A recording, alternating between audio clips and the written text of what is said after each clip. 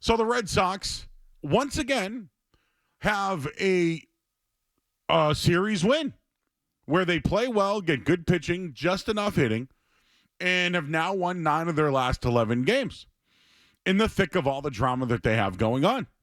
That's great. But today the news is that they are sending Kristian Campbell back down to AAA to get more work in Worcester. The counter move will be Willie Abreu comes back. So now you remove Campbell out of the lineup where he can work defensively. I think that's his biggest issue. I know we can look at the offensive numbers and tell you that he's been struggling, and there's no doubt about that. But let's just talk about it. I'm fine with the move. I think it's the right move. I think he needs to get work. And with the Rafael Devers trade, it does kind of give the team some more flexibility and actually think about the player for once. And that's my take. When the Red Sox talked about Kristian Campbell being a second baseman after they signed Alex Bregman, there was a lot of talk about this kid, and they really wanted him in the lineup, and he's a big league bat. Everyone liked him. They worked with this kid a ton in spring training. It was their goal for the Red Sox, for him to be the starting second baseman on opening day. Now, forget about the service time and all that. They gave him the extension, and I'll get to that in a minute here. But when it came to Kristian Campbell, was it best for him to start the year with the Red Sox? Was that what was best for him? No. No, it wasn't. Roman Anthony stayed down there for a while, Marcelo Meyer, and now you're starting to see a little bit of home run production, at least from them. You've seen signs from Campbell. The guy has the ability, but consistently there's a blueprint out on him. He struggles. He's playing every day. He's playing out of position. He's learning different positions. The take is the Red Sox made this move for them, not to win, not in the player's best interest. They did it because they wanted him to be the starter, and then they could get him to an extension and have team control over a player at a nice number. That's why they made the move. And the Red Sox have been operating outside of wanting to win games, because I thought they were serious about that this year when they made the Alex Bregman move. Or when they made the Garrett Crochet trade, which we'll get into in just a little bit here. But Kristian Campbell's a prime example of doing what the Red Sox wanted. Kristian Campbell was a product of what the Red Sox wanted to do. Kristian Campbell didn't get the benefit from the Red Sox in this situation. Yeah, he gets his money. Sure. He gets his money. Great. But now it's, what if he goes back down and doesn't play well? What if he's not a second baseman? What if they don't know what to do with him? What if he loses a stroke, etc.? Does he lose his confidence? I think it's a good move for him to go down, but it's another example of the Red Sox doing things for them, not about winning, not about the team. It's about the contract and what they can get the player for and how it looks for the development group in analytics. That's what Kristian Campbell is. He's a product of all that. He rose through the minors, right? Drive line. We're preaching this. They wanted to make an example that guy could start opening day by what they did and then get rid of his service time because they care so much about that instead they gave him a long-term extension, which looks like they're trying to help the player, right? The guy's drinking out of a fire hose. Oh, you're going to play second base. It's a great opening day. Blah, blah. Here's more money. And he got out hot. He was ready to go. But then comes the blueprint. Then comes the scouting report. Then comes the everyday struggles. Then comes him playing different positions. Then, go work at first base. Then it's Rafael Devers gets pissed at him because he wants to be a team player and help out. The Red Sox have created this because of what they want, not because of winning, not because of the player's best interest. And I'm wondering if that's going to change soon. The Garrett Crochet thing, they made the trade. They waited until the last day. He gave them a date. They ended up coming to the deal the next day, actually, after the date. But that was in their best interest and in his. Now, where I say it's in their best interest is there was a time where they weren't letting him go anywhere near 100 pitches. There was a time where they were taking him out of games where he could have went back out there because they were protecting their investment, not because of the player's best interest. And I'm just wondering, when's that going to change? In the Rafael Devers situation, he wasn't doing what was best for the team. We're now starting to hear the smear campaign. And it does look like he didn't want to do anything else but hit baseballs and make money. And you know what? I don't care. They have a chance to reset, use that money again. They get some players back, and they got out of the contract. I still think it looks a terrible look to the fan base and loyalty. And it makes me just think once again, the Red Sox don't have the player's best interest, and I wonder if everybody knows that there.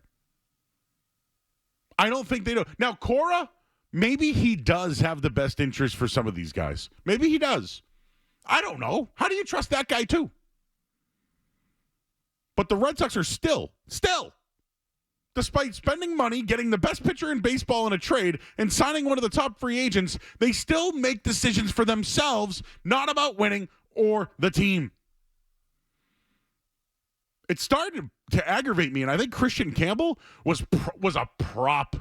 He was a prop. Look what we've done to this kid in the minors, and he's practicing drive line, and he'll get to the ball. We don't need to teach him how to field ground balls. His range, don't worry about that. We have a new little system here that we only focus on certain different things defensively. He was a prop. That's what he was. The Red Sox propped him up. They gave him they goosed him. They gave him a nice little contract. I know, Skaz, a goose. Nice little contract. And said, hey, kid, sink or swim. He swam for a little bit.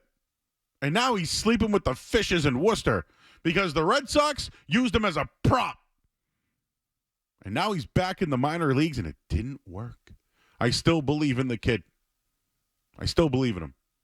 You know what, Roman Anthony? I still believe in him, too, even though he's been struggling despite his home run. Marcelo Meyer has actually been as advertised, or at least what I thought. But the whole Red Sox and the minors and the prospects and what they're teaching, it's for them. It's not for the winning. It's not for the players, and it's not in the interest of the best team. It's what's the best interest for the Boston Red Sox. So-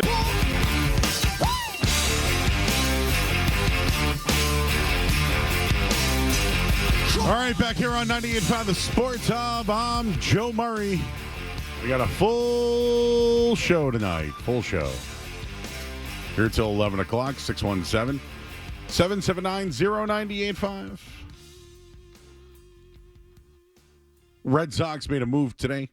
Kristian Campbell sent back to AAA Worcester, where he'll get more playing time and maybe more confidence, which I do think is a good move. I don't disagree with the move.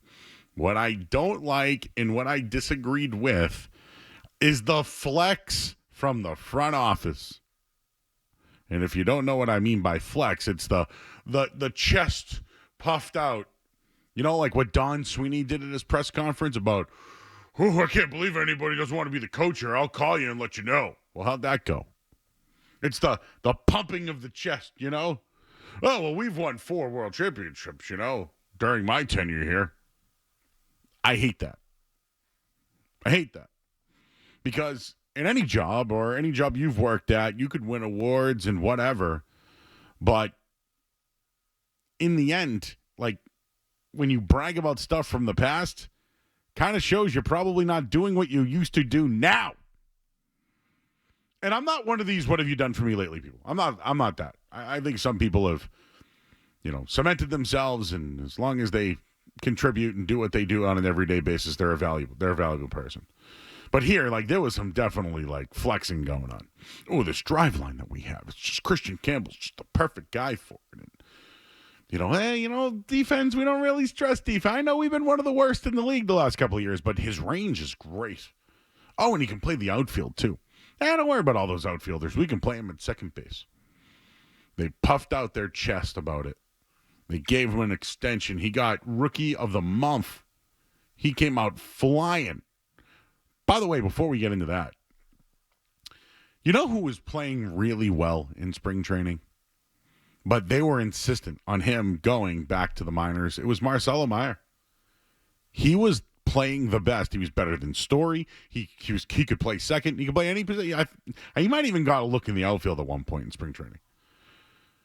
But the service time stuff, all that, he was the best player. He should have won the position battle out of camp. But you know what? No, there's drive line. Kristian Campbell. He was a pawn. Kristian Campbell was a pawn. That's what he was for the Red Sox. Now he's back in the minors. There were 3 top prospects here, everybody. You had a chance to watch 3 of the top prospects every single night here. Instead, they did the kid. Yeah, they paid him, but they did him dirty. They didn't do what was best for him. Sending him back's what's best for him, though. Absolutely is. So Kristian Campbell's going back to play second base every day, potentially. He's 22. I mentioned coming out of camp, he hit 301. It was really good at getting on base. His OPS through April was great. He's struggled since then, though. In 38 games since May 1st, he's hitting 159.